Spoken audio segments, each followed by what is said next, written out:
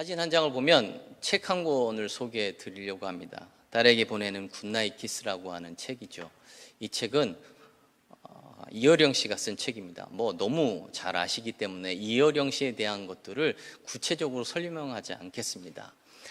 마지막 이화여대 교수로 30년을 봉직했던 것, 그리고 서울올림픽 잘 아듯이 개회식과 폐회식의 총괄을 맡으셨던 것, 그 외에도 글 쓰는 실력이 대단하셔서 많은 책들을 집필을 하셨습니다.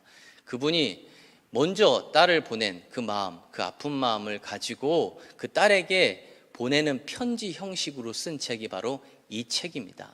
이 책의 내용은 읽으면 읽을수록 눈물이 나는 내용입니다. 그 내용을 한번 보게 되면 딸은 아빠를 좋아하잖아요. 그래서 아빠에게 어떻게 관심을 끌까, 또 아빠랑 어떻게 재밌는 놀이를 할 수 있을까 해서 계속 아빠 앞에서 얼쩡거릴 때가 많다는 것입니다. 그러면 아빠는 여지없이 소리를 냈다 지른다는 거죠. 내가 지금 마지막 원고를 다 수정하고 정리해서 보내야 되는데 너 때문에 일을 할 수가 없잖아 하면서 소리를 지른다는 거예요. 그러면 이내 어머니가 나와서 그 아이를 데리고 간다는 것입니다.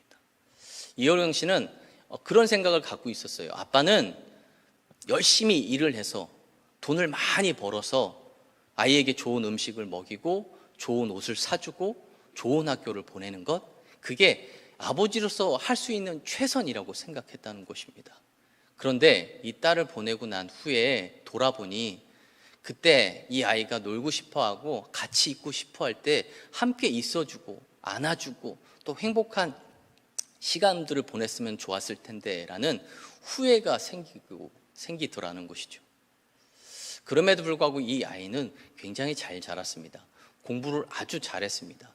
그래서 이화여대를 조기 졸업하고 미국으로 유학을 가서 그 미국에서 로스쿨을 졸업하고 캠브리지 주의 검사가 되었습니다. 탄탄대로를 걸어가고 있었죠. 그런 그가 예수님을 영접한 후에 한 교회에서 간증을 하게 되는데 그 내용을 보고 또 깜짝 이어령 씨가 놀랐습니다. 그 내용이 뭐냐면 이 아이가 시험을 볼 때마다 항상 그 시험에 대한 이 두려움에 시달려서 도망가고 싶을 때가 한두 번이 아니었다라고 간증을 하는 것입니다. 이 얘기를 들으면서 깜짝 놀란 거죠. 왜냐하면 이 이어령 씨는 이 딸이 공부를 좋아하는 줄 알았어요. 왜냐하면 매일 1등을 하죠. 항상 최우수상을 받아갖고 오죠. 남들보다 항상 앞서갔기 때문에 이 아이가 공부를 좋아하고 즐기고 있구나라고 생각을 했는데 그와 완전히 반대의 간증을 하고 있는 것입니다. 그 얘기에 이 딸은 그렇게 이야기하죠. 아버지가 워낙 유명한 분이라서 시험을 망치면 아버지에게 누가 될까봐 항상 두려웠다는 것입니다. 물론 이분은 하나님 나라에 가기 전에 복음 안에서 모든 것을 다 털어내고 기쁨으로 하나님 품에 안겼습니다. 근데 남은 이어령 씨는 항상 마음의 후회가 된다는 것이죠. 우리는 살다 보면 나와 공존하는 것들에 대해서 잘 모를 때가 많다는 것입니다. 평생 가족과 함께 생활을 했는데 그 가족을 잘 모를 때가 많다는 것이죠. 남편은 아내를 잘 안다고 생각하고 아내는 또 남편을 잘 안다고 생각하지만 잘 모를 때가 많습니다. 내가 아이를 잘 안다고 생각하는데 그렇지 못할 때가 많다는 것이죠. 비단 가족뿐만 아니라 신앙생활도 마찬가지입니다. 평생 우리가 10년, 20년, 30년 신앙생활을 했지만 우리가 어떻게 하나님을 다 안다라고 자신 있게 말할 수 있겠습니까? 우리가 그렇게 오랜 시간 교회를 다니고 교회에서 생활을 했음에도 불구하고 교회라는 게 무엇인지에 대한 본질적인 것들을 어떻게 다 온전하게 이야기할 수 있겠습니까? 안다고 생각하지만 알지 못하는 부분들이 참 많다는 것입니다. 그래서 우리는 계속해서 끊임없이 우리에게 질문을 던져야 된다는 것이죠. 교회의 본질이 무엇인지, 하나님은 어떤 분이신지, 예수님은 어떤 분이신지를 끊임없이 질문해서 그 질문에 답을 하려고 그 답을 찾아가야 된다는 것입니다. 오늘 이 본문을 통해서 그런 시간을 갖는 그런 복된 시간이 되기를 소망합니다. 자, 교회가 왜 소중할까요? 처음에 제가 이 단어를 딱 하기가 좀 그래서 이 책을 소개했던 것입니다. 교회가 왜 소중할까요? 여러 가지 신학적인 이유와 설명이 있겠지만 가장 큰 이유가 열왕기상 8장 29절의 말씀이 아닐까 싶습니다. 자, 말씀을 읽어드립니다. 주께서 전에 말씀하시기를 내 이름이 거기 있으리라 하신 곳 이 성전을 향하여 주의 눈이 주야로 보시오며 주의 종이 이곳을 향하여 비는 기도를 들으시옵소서. 자, 하나님께서 내 이름이 이 성전 안에 있다라는 것입니다. 하나님의 이름이 이곳에 있다는 것은 곧 존재가 있다는 것이고, 존재가 있다는 것은 모든 게 다 있다는 것입니다. 그러면서 하나님은 이 성전을 바라보며 기도하는 자, 그들을 주야로 바라보고 계신다라고 하시고요, 이 성전을 보며 기도하는 모든 기도를 들으신다라고 오늘 말씀은 설명을 해주고 있다는 것입니다.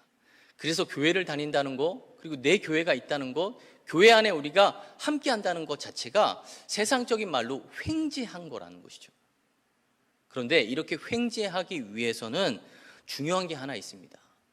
그렇게 되도록 교회를 잘 가꾸어야 한다는 것입니다. 누가요? 우리 성도들이. 자, 꽃밭이 있습니다. 그 꽃밭을 잘 가꾸지 못하면 결국 그 꽃밭은 꽃밭이 아니라 잡초밭이 됩니다. 교회도 마찬가지입니다. 교회를 잘 가꾸지 않으면 세상밭이 되고 만다는 것이죠. 교회를 아름답게 가꾸기 위해서는 교인들이 솔선수범해서 헌신하고 노력을 해야 된다는 것입니다. 제가 오래 살지는 않았지만 살아보니까 무엇이 되는 것도 어렵지만 무엇다워지는 게 더 어렵더라고요. 자, 남편이 되는 것은 물론 어려울 수도 있습니다. 우리 청년들 보면 결혼을 아직 못해가지고. 근데 남편이 되는 것은 그렇게 어렵지 않습니다. 결혼을 하면 남편이 그냥 자연스럽게 되죠. 근데 남편다워지는 것은 굉장히 어렵습니다. 아빠가 되는 것도 마찬가지입니다. 아빠가 되는 것은 어렵지 않습니다. 근데 아버지다워지는 것은 굉장히 어렵다는 것입니다. 교인도 마찬가지죠. 교회에 가서 등록을 하면 새 가족이라고 막 환영을 합니다. 교인이 되는 것은 어렵지 않습니다. 가면 그냥 다 환영을 해요. 근데 교인다워지는 것은 정말 어렵다는 것이죠. 교회가 세워지는 것도 마찬가지입니다. 뜻이 맞아지는 사람들 몇몇이 모여서 교회 간판을 걸면 거기가 교회가 됩니다. 그런데 교회다워지는 것은 무척이나 어렵다는 것입니다. 내가 다니는 교회가 교회답지 못해서 교회를 나와도 하나님의 존재 자체를 만나지 못하고 또 하나님의 은혜를 경험하지 못하고 아무리 기도를 해도 기도에 응답이 되지 않는 그런 안타까운 삶을, 또 안타까운 신앙생활을 하면 어떻게 되겠습니까? 그래서 어떻게 하면 교회다워질까를 고민하고 그 교회다워지기 위해서 노력하고 헌신을 해야 된다는 것이죠. 저는 출애굽 공동체가 세웠던 이 성막에서 그 답을 찾아보고 싶습니다. 이유는 성막이 교회의 모형이었기 때문에 그렇습니다. 자, 이스라엘 백성들이 출애굽을 하고 광야에 첫 발을 내디딘 그 시점에서 하나님은 이스라엘 백성들에게 성막을 지으라고 명령하십니다. 가나안 땅에 들어가서 어느 정도 땅을 차지한 후에 왕국을 건설하고 그런 후에 성막을 지어도 괜찮겠는데 하나님은 아무 겁도 없는 이 광야에서 성막을 지으라고 명령하셨습니다. 왜 그랬을까요? 그만큼 중요하고 예배가 급박했기 때문에 그렇습니다. 그런 상황 가운데 오늘 본문은 하나님이 명령하시는 그 성막을 짓는 데 있어서 아주 중요한 역할을 했던 사람들을 소개하고 있습니다. 이다말, 부살렐, 그리고 오홀리압, 즉 성막 건축 삼총사였습니다. 이들에게서 교회가 교회다워지는 데 필요한 중요한 두 가지의 교훈을 우리가 찾아보려고 합니다. 이 두 가지를 통해 우리가 함께 은혜를 나누는 시간을 갖기를 소망합니다. 첫 번째는 하나님과 함께하는 교회가 교회다운 교회가 될 수 있다는 것이죠. 저는 오늘 본문 제목을 어깨동무라고 했어요. 이것을 교회다워지는 교회, 하나님이 함께하는 교회가 바로 하나님과 어깨동무하는 교회라고 말씀을 드리고 싶습니다. 부살렐과 오홀리압이 성막의 모든 것을 만들었는데 요즘 말하면 솜씨가 장인인 것이죠.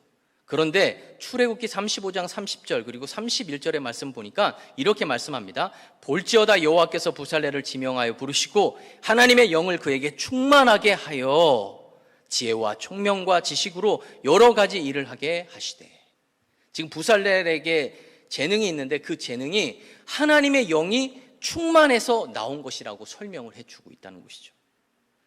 그리고 36장 1절에서도 부살렐과 오홀리압과 및 마음이 지혜로운 사람 곧 여호와께서 지혜와 총명을 부으사 성소에 쓸 모든 일을 할 줄 알게 하시는 자들은 모두 여호와께서 명령하신 대로 할 것이니라. 이렇게 말씀합니다. 즉 부살렐과 오홀리압을 중심으로 해서 교회를 세울 때 일한 모든 사람에게 하나님이 함께 하셨다라는 것을 다시 한번 설명해 주고 있다는 것입니다. 함께라는 말에 저는 어깨동무가 생각났다는 것이죠.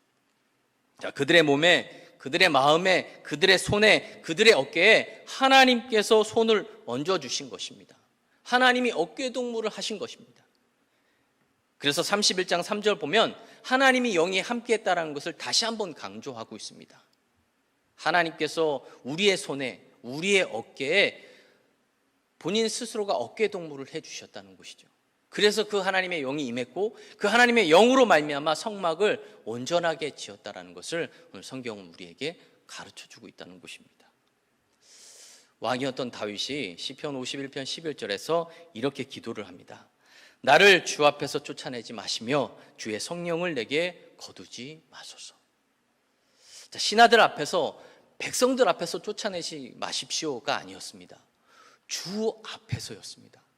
또한 내 왕의 자리, 권세의 자리를 내게 거두지 마소서가 아니었습니다. 내게 성령을 거두지 마소서였습니다. 다윗은 항상 하나님과 함께하기를 원했던 그런 왕이 바로 다윗이었다는 것입니다. 하나님과 어깨동무를 원했던 왕이 다윗이었다는 것이죠. 내가 왕이어도 하나님 없이는 안 된다는 것을 다윗은 이미 알았기 때문에 끊임없이 하나님과 함께하기를 원했던 그런 왕이 바로 다윗이었다는 것입니다. 다윗의 고백을 보면서 제 스스로가 반성이 됐습니다. 과연 나는 주가 앞에 있든 주의 성령이 내게 있든 없든 그저 자리만 지키면 된다고, 평안하기만 하면 된다고 그렇게 생각하며 하나님 없이도 할 수 있는 것처럼 목회를 하고 있지는 않은지 제 자신을 돌아봤습니다. 여러분들도 마찬가지죠. 뭐가 되기보다 주 앞에 있기를, 주의 성령이 머물기를 우리는 끊임없이 사모해야 된다는 것입니다. 뭐가 되고 나서도 하나님과 어깨동무하기를 소망하셔야 된다는 것입니다. 그런데 우리의 모습을 돌아보면 그렇지 않을 때가 많다는 것입니다. 계속해서 하나님은 어깨동무를 하기를 원하시는데 여전히 우리는 그 어깨동무를 계속해서 빼고 있다는 것이죠. 그냥 내가 내 스스로 할 수 있다라는 그런 마음을 가지고 신앙생활을 할 때가 많다는 것입니다. 하나님과 어깨동무하기 위해서는 원칙을 지켜야 됩니다. 그 원칙은 뜻을 같이 하고 방향을 같이 하고 걷는 것을 같이 걸으셔야 된다는 것이죠. 오늘 본문 21절 하반절을 보면 이다 말이 모세의 명령대로 계산하였으며 라고 말씀하고요. 22절 하반절을 보면 부살렐은 여호와께서 모세에게 명령하신 모든 것을 만들었고, 이들은 하나님의 말씀, 하나님의 뜻대로 했다라고 고백하고 있습니다. 그리고 백성들도 이들의 하나님 말씀대로의 원칙에 함께 했다라고 설명해 주고 있다는 것이죠. 능력이 있다고 자기 맘대로 하지 않았고, 재능이 있다고 자기 좋을 대로 하지 않았고, 임명받았다고 해서 자기 취향대로 자기의 경험대로 성막을 짓지 않았다는 것입니다. 철저하게 말씀을 기초했습니다. 그래서 하나님과의 어깨 동무가 가능했다라는 것이죠. 성경을 보면 여러 인물들 가운데 노아를 볼 수 있죠. 노아를 보면 창세기 6장 9절에서 이렇게 말씀합니다.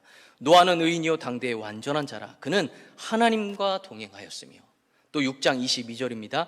노아가 그와 같이 하여 하나님이 자기에게 명하신 대로 다 준행하였더라. 하나님과 동행하는 사람, 하나님이 어깨 동무해 주신 사람은 하나님이 명하시는 대로 순종하며 나아간다는 것입니다.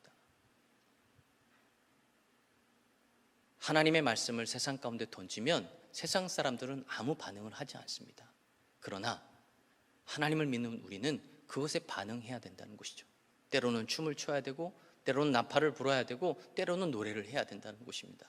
그렇게 반응을 할 때 하나님은 우리와 함께 어깨 동무하며 나가 주신다는 것입니다. 오늘 노아와 함께 어깨 동무를 해 주셨던 것처럼, 또 다윗과 함께 어깨 동무를 해 주셨던 것처럼 우리도 이와 같이 하나님과 어깨 동무하는 그런 삶을 살아갈 때 비로소 교회가 교회다운 교회가 될 수 있음을 기억하시고, 늘 주님의 관심이 머무는 이곳에서 이곳이 온전해질 수 있도록 잘 가꿀 수 있는 여러분들의 삶이 되시기를 주님의 이름으로 축원합니다. 둘째, 교회다운 교회는 어깨 동무하는 성도들이 있는 교회입니다. 자, 24절 이하를 보면 성막을 건축할 때 소요된 물질에 대한 양을 기록을 하고 있는데, 금이 1268kg이 됐고, 은은 3400kg가 됐고, 놋이 2407kg였습니다. 이건 정말 어마어마한 양이었습니다. 이만큼 모으려면 웬만큼 광고를 해서는 안 되는 거죠. 계속해서 강조해서 광고를 해야만 이만큼의 양이 모일 수 있는 그런 어마어마한 양이 모였습니다. 그런데 출애굽기 36장 5절 그리고 6절의 말씀 보니까 모세가 예물을 그만 드리라고 지금 이야기하고 있다는 것입니다. 요즘 말하면 헌금과 헌신을 그만하라고 호소하고 있다는 것이죠. 너무 많이 가져와가지고 남고 있다는 거예요. 자, 어떻게 애굽에서 노예로 생활하면서 그냥 막무지간에 광야로 왔던 이 사람들에게 이렇게 많은 양을 얻을 수가 있었을까? 그것은 한 사람, 여러 사람의 헌신이 아니었다는 것입니다. 이스라엘 백성들 중에 20세를 넘긴 인원만 해도 60만 3,550명입니다. 그 모든 인원이 십시일반 조금씩 함께 했기 때문에 그렇게 어마어마한 양이 모여질 수 있었다는 것이죠. 즉, 어깨동무에서 드린 기적, 십시일반의 기적이었다라는 사실입니다. 또한 억지로 하지도 않았습니다. 35장 21절의 말씀을 보세요. 마음이 감동된 모든 자와 자원하는 모든 자가 와서 회막을 짓기 위하여 그 속에서 쓸 모든 것을 위하여 거룩한 옷을 위하여 예물을 가져다가 여호와께 드렸으니, 마음이 감동되어서 지금 자원해서 드렸다는 것입니다. 한 마음으로 어깨 동무를 하고 나아갔다는 것이죠.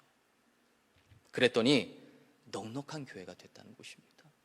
너무 많으니까 헌금 그만해, 차고 넘치니까 교사 그만해, 찬양대 그만해, 청소 그만해 라고 하는 교회가 됐다는 것이죠. 백진장도 맞들면 가벼워지듯이 티끌 모아 태산이 되었다는 것입니다. 성막이 이렇게 자원해서 지었기 때문에 이 성막으로 이스라엘 민족이 통합될 수가 있었습니다. 반대로 솔로몬 성전은 강제 징발된 세금과 노동력으로 지었기 때문에 그 성전으로 민족이 분열되고 말았다는 것입니다. 똑같은 일이어도 자원해서 한 것은 통합을 낳았고 강제로 한 것은 분열을 낳았다는 것이죠. 같은 일이어도 자원은 기쁨으로 나왔고 강제는 원망을 낳았다는 것입니다. 오늘 우리는 어떤 신앙생활을 하고 있냐는 것이죠. 자원하는 마음으로, 십시일반 함께하는 마음으로, 함께 어깨동무하는 그 심정으로 우리가 함께 나아가고 있는지를 돌아보셔야 된다는 것입니다. 하나님이 원하시는 성도의 모습은 어깨동무하며 나아가는 것입니다. 한 발 한 발 함께 맞추며 나가는 그런 성도들이 있는 그런 교회를 하나님은 원하신다는 사실입니다. 이것을 기억하시면서 나는 내 주변에 있는 신앙인, 함께 춘천 성관교를 섬기는 교인들과 어깨동무하며 나아가 있는지 다시 한번 돌아볼 수 있는 여러분들의 삶이 되시기를 주님의 이름으로 축원합니다. 최성현 씨가 쓴 좁쌀 하나에 나오는 이야기를 제가 한번 읽어드리도록 하겠습니다. 한 가족과 3명의 젊은이가 경북 청송군에서 한 집 살림을 시작하기로 했다. 어떤 이가 원주의 장일순 선생님께 어떻게 해야 그들이 뜻을 이뤄가며 화목하게 잘 살 수 있을지를 물었다. 그러자 그는 나 같은 건달이 그런 걸 어떻게 알겠어? 웃으며 운을 떼고 이렇게 말을 이어갔다. 그러나 다음 2가지는 얘기할 수 있겠지. 여럿이 모였다면 깃발이 있을 것 아냐? 어떻게 가겠다는 그 깃발 아래 모였으니 깃발을 중심으로 해야 할 테지만 깃발을 너무 앞세울 때는 함께 가는 사람 가운데 늦게 일어난다거나 일을 게으르게 하는 사람이 있으면 나무라기 쉽지, 미워하는 마음이 일기 쉬워. 그럴 때는 말이지, 따뜻한 마음을 갖고 어깨 동무를 해서 일으켜 세워 같이 가는 마음이 중요해. 다른 하나는 그렇게 하다 보면 일이 잘 이루어질 것 아니야? 크든 작든 공이 생긴단 말이야. 그때 그건 내가 잘해서 그렇게 됐다 하지 말고 같이 가는 사람들 공이다, 이렇게 공을 남에게 넘기라는 거지. 이 두 가지를 지키면 화목하게 잘 살게 되지 않을까 싶네. 참 평이하면서도 어떻게 보면 굉장히 분명한 가르침입니다. 성막을 지을 때 그랬다는 것이죠. 그래서 이들은 성막을 지을 때 하나하나의 헌신을 중요하게 여겼다는 것입니다. 거기에서는 금을 가져온 사람도 있고, 은을 가져온 사람도 있고, 놋을 가져온 사람도 있고, 나무를 가져온 사람도 있고, 실을 가져온 사람도 있습니다. 또 많이 가져온 사람도 있고, 적게 가져온 사람도 있습니다. 그럼에도 불구하고 많이 가져왔다고 그 공을 두 높이지도 않았고, 적게 가져왔다고 부끄러워하지도 않게 만들었다는 것이죠.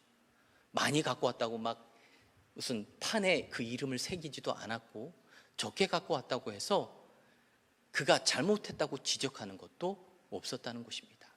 그저 적게 내도 부끄럽지 않고 많이 내도 아무렇지도 않게 그렇게 하나님의 그 성막을 지을 때 십시일반 하나하나 사람들이 함께 노력하며 수고했다는 것이죠. 그렇게 기여한 바가 다 다르고 봉사한 것들이 다 달랐지만 결국 그들의 수고와 노력을 통해서 하나님께서 원하시는 성막이 완성이 됐다는 사실입니다. 오늘 이것을 우리가 다시 한번 기억하면서 서로 일으키고 서로 기대는 그런 존재들이 되어야 된다는 것입니다. 한 사람만 하는 게 아닙니다. 나만 하고 너만 하는 게 아니라 내가 힘들면 당신이 하고 당신이 힘들면 내가 하는 그러한 신앙인들이 되어야 된다는 것입니다. 그렇게 될 때 비로소 교회가 교회다워진다는 사실을 기억하시고 늘 어깨동무에서 서로 기대며 넘어주고 건네주면서 천국까지 함께 갈 수 있는 여러분들이 되시기를 주님의 이름으로 축원합니다. 기도하겠습니다. 하나님 아버지, 은혜를 감사합니다. 오늘도 저희들을 주님 존전으로 불러주시고 성막을 짓는 이 말씀들을 통해서 다시 한번 우리가 함께한다라는 사실이 얼마나 소중한지를 다시 한번 깨닫게 됩니다. 에베소 2장 21절 22절의 말씀처럼 그의 안에서 건물마다 서로 연결하여 주 안에서 성전이 되어가고 너희도 성령 안에서 하나님이 거하실 처소가 되기 위하여 그리스도 예수 안에서 함께 지어져 간다 말씀하신 것처럼 이 땅의 교회들은 교회다운 교회로 지어져 가는 중입니다. 함께 지어져 가는 중입니다. 공사 중이고 리모델링 중입니다. 부족함이 많지만 그럼에도 불구하고 하나님과 어깨 동무하는 우리 모두가 되게 하시고 성도들이 함께 어깨 동무하는 그런 촌철 성광교회가 될 수 있도록 인도하여 주시옵소서. 감사드리며 예수 그리스도 이름으로 기도드리옵나이다.